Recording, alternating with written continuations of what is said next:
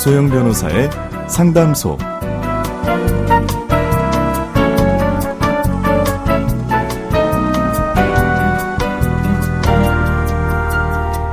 양소영 변호사의 상담소 양담소를 찾아주신 여러분 환영합니다. 양소영입니다. 얼마 전 한 온라인 커뮤니티에 옆집 강아지가 죽었는데 저 때문이래요 라는 글이 올라왔습니다. 작성자는 짬뽕을 시켜 먹고 그릇을 반납하기 위해 집 문 앞에 뒀다는데요. 얼마 후 옆집 아주머니가 찾아와 문을 쿵쿵 두드리면서 먹고 남은 찌꺼기를 왜 문 앞에 뒀냐며 화를 냈다고 합니다. 사정을 들어보니 아주머니네 강아지가 그 짬뽕을 먹고 그만 죽었다고 합니다. 그러면서 아주머니는 강아지 장례식 비용을 요구했는데요. 자, 짬뽕 그릇을 문 앞에 내놓은 사연자는 이 일에 책임이 있는 걸까요? 법무법인 승인 양소영 변호사입니다. 네, 글쓴이의 옆집 아주머니가 찾아와서 강아지가 죽은 걸 알고 있냐면서 양심이 있으면 장례비의 일정 액수를 부담하라 이렇게 얘기를 했다는군요.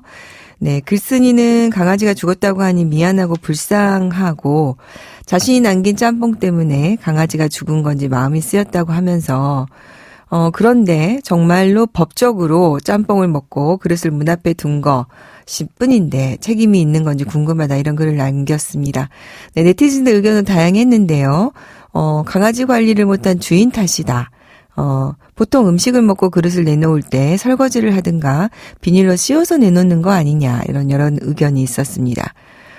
금액으로 보면은 이제 평균적으로 반려동물의 장례 비용이 20에서 30만 원 선이거나 수의나 관 등을 추가하면 40에서 50만 원대로 알려지는데요. 자, 이 정도의 비용이 문제되는 경우입니다. 제 의견으로 보면 이게 이제 그 민법에는 공작물 관리에 대한 책임이 있어요. 그러니까 뭐 여러분들 흔히 생각하시면 뭐 가게에 가서 넘어지거나 그 집 앞에서 넘어지면 그에 대해서 소유자에게 책임을 묻는 조항이 있습니다. 그러다 보니까 이와 관련해서 물론 고의적으로 짬뽕을 시켜 먹고 그렇게 내놓은 것은 아니지만 본인의 관리하에 있는 부분에서 발생한 내용이어서 내치되는 의견들 중에서 보통 음식을 내어놓을 때 설거지를 하든가 비닐로 씌워서 내놓지 않나 이런 의견 이렇게 생각을 해본다면 이 정도의 관리를 해야 할 의무는 있다고 보는 것이 맞겠죠. 그리고 그렇게 내놓은 그릇으로 누군가 지나가다 다치면 그에 대해서도 책임을 소유자가 내지는 이 공간을 점유하는 자, 관리하는 자가 책임을 지는 것이 맞습니다. 그런데 이제 물론 100% 책임을 져야 되느냐 그건 아니겠죠. 또 강아지를 관리하지 못한 집 그 반려견 주의 책임도 있기 때문에 100% 책임을 져야 되는 것은 아니지만 어느 정도의 비율을 부담하는 것은 맞을 것 같습니다. 자, 여기에 대해서 그러면 반반까지 가겠느냐? 그건 또 법원의 판단까지 가야 될 것이지만요. 두 분이 잘 협의하셔서 결정하시면 좋을 것 같네요. 학교폭력의 다양한 유형들 가운데서 그 판단 기준이 애매모호한 유형이 바로 따돌림이라고 합니다. 자, 따돌림 어떤 문제가 있을까요? 자, 오늘은 장난이 폭력이 되는 순간 학교폭력과 관련한 책을 내신 김영미 변호사님 모시고 함께 얘기 나눠보겠습니다. 변호사님 안녕하세요. 네, 안녕하세요. 또 뵙습니다. 네. 사실 그 따돌림은요, 우리 아이가 이런 걸 당했다고 하면은 제일 부모님들이 가슴 아파하는 내용이시거든요. 네. 네. 어느 정도 심각합니까?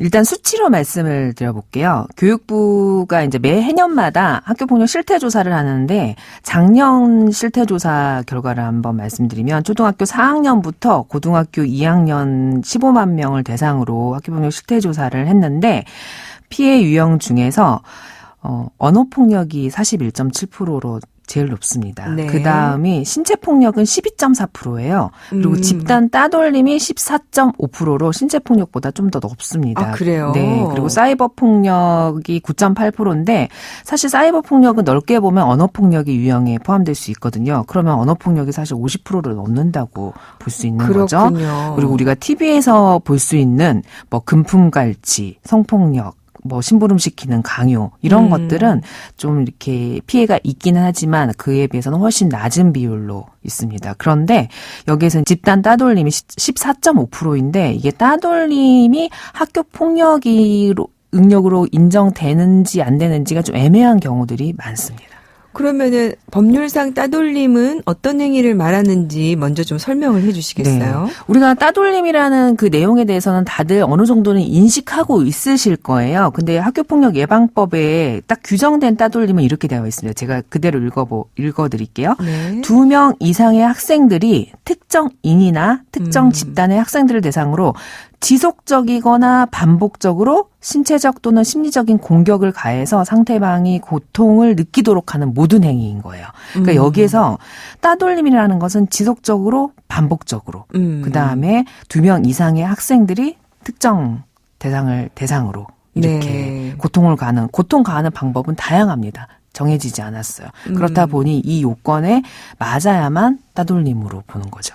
그러면은 단순히 이렇게 무시하고 뭐 이런 것도 따돌림으로 볼 수 있나요? 예를 들어서 모든 학생과 우리가 다 친할 필요는 없어요. 예를 들어 반에 30명이다. 그러면 모든 학생들이 나한테 말을 건다고 해서 내가 다 대답을 해줄 의무는 없어요. 그래서 이런 경우까지 따돌림이라고 할 수가 없는 거예요. 그래서 보통 단순히 무시하거나 말 시켜도 대꾸 안 한다고 해서 그리고 나랑 같이 놀아줘. 그랬는데 안 놀아준다고 해서 따돌림이라고 할 수가 없죠. 그럼 문제되는 따돌림은 결국은 특정 집단이 같이 노는 친구들이 있어요. 우리가 네. 친구들끼리 놀잖아요. 4명이서 같이 놀았는데 아무런 이유 없이 한 명을 배제하는 거예요. 어느 순간부터. 이게 따돌림인 거죠. 아, 그래요? 네. 사례를 통해서 조금 더 설명을 해 주시겠어요? 이게 이제 조금 각색된 사례인데요. A와 B가 이제 중학교 2학년 학생인데, 여학생들은 요즘 댄스 동아리 이런 걸 많이 하잖아요. 그래서 둘이 같은 소속팀 댄스였는데, 다른 학생을 새로 영입하는 문제로 이 두 학생이 서로 이제 다투게 된 거예요. 그러면서 일방적으로 A가 B를 따돌리는 분위기를 조성을 한 거죠. 그리고 뭐 말도 너 왜 이렇게 행동이 진상 같니? 이런 식의 말도 하고 그래서 이게 이제 학교폭력으로 회부가 됐던 사안이 있는데 이때 그런 분위기를 조성을 해서 따돌리거나 어떤 말을 했는데도 대꾸도 하지 않거나 이럴 경우에는 학교폭력에 따돌림으로써 학교폭력에 해당됩니다. 네. 네. 이게 지금 아이들 사이에서는 충분히 일어날 수 있는 문제인 것 같은데요. 네. 단순하게 무시하고 대꾸 안 하고 끼워주지 않고 뭐 이런 것도 따돌림으로 인정한 사례가 있다면서요? 있습니다. 네. 보통은 요즘은 이제 연예인들 중에 BTS 좋아하는 팬 아니면은 뭐 엑소 좋아하는 팬 이렇게 네. 나눠지잖아요. 네. 그래서 같이 5명의 친구들이 같이 어울리면서 친하게 지내다가 4명은 BTS를 좋아하는데 1명이 엑소를 좋아하는 거예요. 반대로가 될 수 있습니다. 혹시 이 방송을 듣는 BTS나 엑소 팬들 이건 예시예요. 네.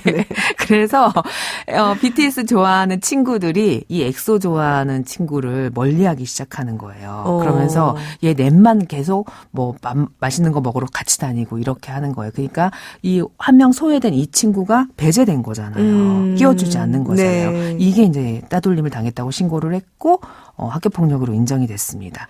이런 사례도 있고 또 하나는 5명의 학생들이 단톡방이 있어요. 그래서 어떤 특정 학생을 갑자기 초대해요. 단톡방에 초대했는데 그럼 이 친구가 무슨 방이야? 그럼 그냥 우리 그냥 같이 놀자고 만들어 놓은 단톡방이야. 이렇게 하는데 그래 다른 학생들이 이야기를 하면 막 대꾸도 해줘요. 좋아 하면서 최고야라고 하는데 이 친구가 이야기를 하면 아무 답글이 없어요. 그 상처죠. 네. 이게 사이버 따돌림이에요. 네. 제 친구 중에 한 명이 갑자기 생각나네요. 내가 얘기하면 너는 무조건 답을 달아라. 요청한 친구가 있는데. 그렇죠. 다른 친구들이 얘기했을 땐 친구들이 호응을 해주는데 네. 이게 지속적인 아까 우리 김 네. 변호사님 말씀처럼 네. 지속적이나 반복적으로 내가 하는 얘기에는 무대응으로 일관한다는 네. 거는 그거는 정말 따돌림으로 인정이 될 그렇죠. 수 있을 것 같군요. 자, 이럴 경우에 학교폭력 신고가 이루어지고 학폭위가 열리면 네. 어떤 조치들을 받게 됩니까? 이게 따돌림의 경우에는 정말 상처가 커요. 눈에 보이지 않는 상처가 마음에 너무 크게 들거든요. 그래서 이 경우에는 정말 심한 경우에는 전학 조치 보내지는 경우도 있고 보통은 학급 교체를 해서 이 반을 따로 두는 경우들이 많습니다. 네. 학교 폭력을 그럼 해결하는 과정에서 아이의 의견도 좀 이렇게 반영을 합니까? 실질적으로는 반영을 해야 되는 게 맞습니다. 이 학교 폭력에서 특히 따돌림 같은 경우는 따돌림 당하는 아이의 마음이 뭐겠어요.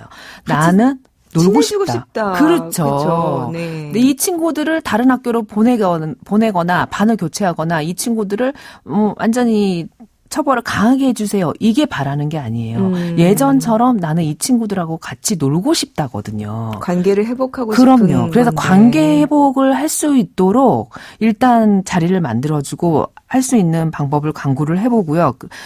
당연히 이 아이의 의견이 먼저 전제가 돼야죠. 이 아이는 상처 받을 대로 받아서 이제는 그 친구들이랑 놀고 싶지 않아 라고 하면은 사실 그런 경우까지 이어줄 필요는 없지만 이 아이의 원하는 게 무엇인지 먼저 경청을 해본 다음에 다시 친해지는 걸 원한다고 하면 그렇게 친해질 수 있도록 마련해 주는 게 좋다라고 봅니다. 네, 그렇게 해서 서로 진심으로 서운했던 점이나 오해된 게 있으면 좀 풀어주고 그렇죠. 관계를 회복할 수 있도록 하는 그러면은 상담하는 선생님이나 담임 선생님의 역할, 보호자의 역할이 굉장히 중요하게 될 것 같네요. 중요해요. 네. 그래서 학교에서 사실 이렇게 특히 따돌림으로 들어오는 학교폭력 사건은 학교에서 좀만 신경을 써주면 굳이 이렇게 학교폭력 조치까지 오지 않고도 원만하게 해결될 수 있거든요. 그래서 학교 현장에서 좀 더 적극적으로 대응을 해주면 좋겠다라는 생각이 들더라고요. 그래서 그런 면에서 마지막으로 학교폭력으로 힘들어하는 학생이나 부모님에게 꼭 전하고 싶으신 말이 있으실까요? 네.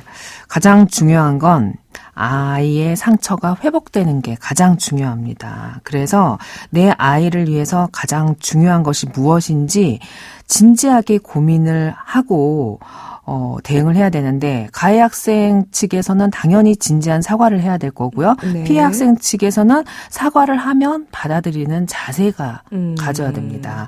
혹시 아이는 괜찮은데 부모님의 보복 감정으로 이를 그르치는 건 아닌지 한 번쯤 되돌아보셔야 된다라고 꼭 말씀드리고 싶습니다. 우리 아이들이 중심에 돼야 된다. 그런 말씀으로 이해가 되는군요. 오늘 김명은 변호사님 감사합니다. 네, 감사합니다. 양서영 변호사의 상담소 양담소는 내일 또 문을 엽니다.